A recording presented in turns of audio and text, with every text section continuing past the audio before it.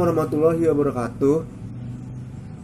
Perkenalkan, nama saya Muhammad Habib Priantoro dari kelas 2C, Program Studi Bahasa dan Sastra Indonesia, Fakultas Keguruan dan Ilmu Pendidikan, Universitas Singapura Bangsa Karawang. Tujuan saya dalam vlog ini yaitu untuk mengapresiasi sebuah karya fiksi novel yang berjudul Jayus Tambunya in Idiot Story, karya Yuan Adcitra.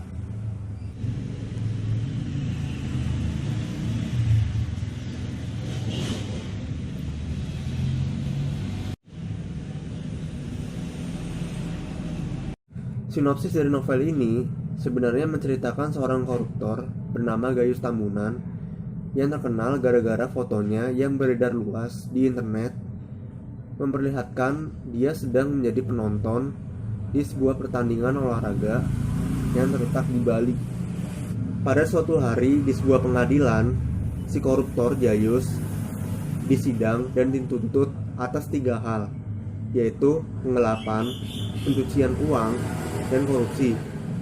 Nah, sewaktu di sidang, Jayus menjawab pertanyaan-pertanyaan dari hakim dengan jawaban yang tidak menyambung dan bertele-tele.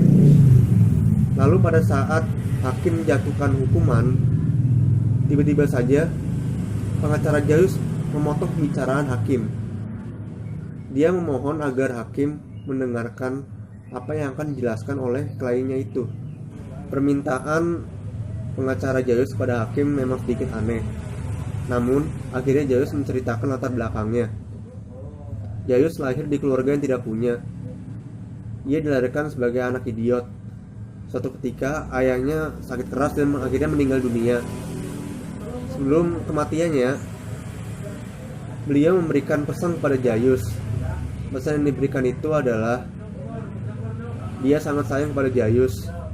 Dalam mimpinya, dia ingin agar Jayus menjadi orang kaya, tidak seperti dia yang tenggelam dalam kemiskinan. Dia harus kaya sampai 1000 kali. Dia ingin agar Jayus menjadi orang yang kaya. Suatu hari, Jayus pamit kepada ibunya. Dia ingin pergi keluar ke kota untuk mencari pekerjaan. Akhirnya ibunya juga mengizinkannya. Tak disangka-sangka, ternyata kota yang dituju Jayus itu adalah kota Jakarta. Di sana, ia bertemu dengan seorang pria mirip musisi dan berjenggot bernama Mamat Daki. Pria tersebut mengontrak Jayus sebagai seorang penyanyi dan juga menyekolahkannya di suatu SMP. Setelah bertahun-tahun, akhirnya Jayus tamat SMP. Dalam rangka melanjutkannya ke jenjang selanjutnya, yaitu SMA, Jayus berpikir bahwa uang manggungnya itu kurang dan dia ingin mendapatkan penghasilan tambahan. Suatu hari, ia membaca sebuah koran yang di dalamnya terdapat lowongan pekerjaan beserta alamatnya. Tanpa berpikir panjang, Jayus pun akhirnya pergi ke alamat yang dimaksud. Dan di sana ia bertemu dengan seorang mantan koruptor bernama Edi Kancil. Edi Kancil menyuruh Jayus untuk melamar ke sebuah institusi bernama STUN, Sekolah Tinggi Uang Negara. Namun, Jayus gagal untuk masuk ke dalamnya. Namun, bukan Edi Kancil namanya jika satu kegagalan saja sudah membuatnya menyerah. Setelah itu, ia mengajarkan Jayus trik dan cara agar menjadi seorang koruptor yang hebat dan kaya. Nah, dari sinilah awal mula karir Jayus sebagai seorang koruptor. Mau tahu kelanjutan ceritanya? Silakan baca buku novel ini. Tokoh utama dalam novel ini yaitu si Jayus Tambunannya sendiri, dan sisanya adalah tokoh-tokoh pendukung seperti ayah dan ibu si Jayus, Edi Kancil, Mamat Daki. Lalu ada juga seperti artis-artis Indonesia seperti Sule, Parto, Nunung, dan Aziz. Watak tokoh Jayus, dia adalah seorang yang rajin, selalu mempunyai langkah untuk maju ke depan, namun dia orang yang sangat mudah terjerumus terhadap orang lain.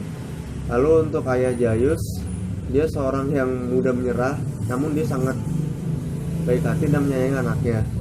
Sama seperti ibunya, dia juga sangat baik hati dan sangat sayang dengan anaknya. Edi Kancil adalah orang yang licik dan suka memanfaatkan orang lain. Mamat Daki dia seorang yang penolong dan baik hati. Dan untuk Parto, Nunung, dan Sule, Aziz, mereka orang-orang yang serius dan tegas dalam melakukan tugas. Alur yang digunakan dalam novel ini yaitu campur, dimulai dari pengenalan karakter utama yaitu si Jayus Tambunan yang berada di pengadilan, dan penulis menceritakan sedikit latar belakang dari karakter tersebut.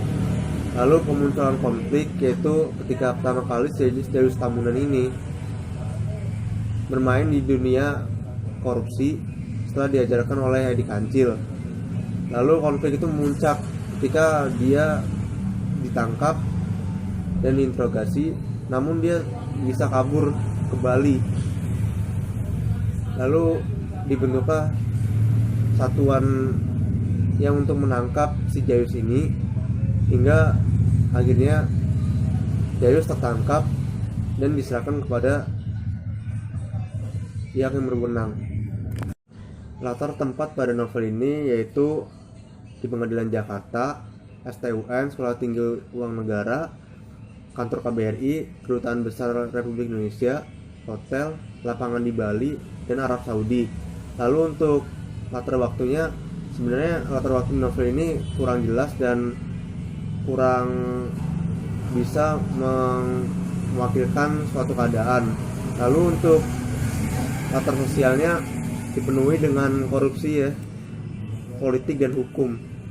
Sudut pandang yang dipakai dalam novel ini yaitu menggunakan sudut pandang orang ketiga serba tahu, dan bahasa yang digunakan itu bahasa semi formal. Di dalamnya ada sedikit bahasa-bahasa gaul, dan amanat yang dapat kita cerna yaitu jadilah orang yang berperilaku jujur sehingga orang lain dapat mempercayai setiap apa yang kita perbuat. Tema yang digunakan dalam novel ini yaitu politik dan komedi. Menurut saya novel ini sangat bagus untuk dijadikan bahan bacaan.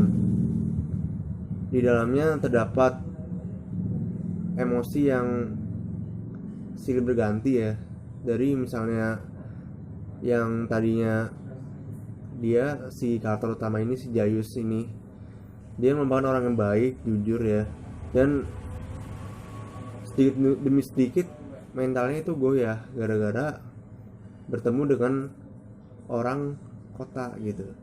Jadi mungkin ada juga ya kayak misalnya dia ini sebenarnya orang desa yang baik ya, cuman dengan pengaruh ya, kejamnya kota, pengaruh survive di perkotaan, jadi hidup tetap harus berjalan gitu.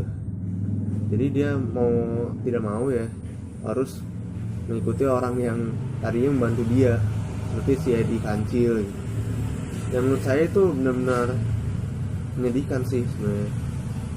Lalu misalnya minimnya pendidikan yang dia emban ya, dia juga sekolah itu juga gara-gara dibiayai oleh si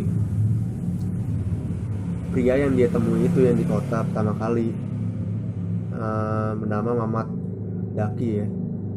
Coba saja kalau dia tidak pernah bertemu dia, mungkin dia tidak pernah sekolah dan tidak berpendidikan gitu. Padahal walaupun ayahnya minta dia itu menjadi orang yang kaya suatu hari nanti ya, tapi bukan dengan cara yang salah atau istilahnya itu cara kriminal gitu. Korupsi ini duit yang atau penghasilan yang didapatkan dia itu haram semuanya.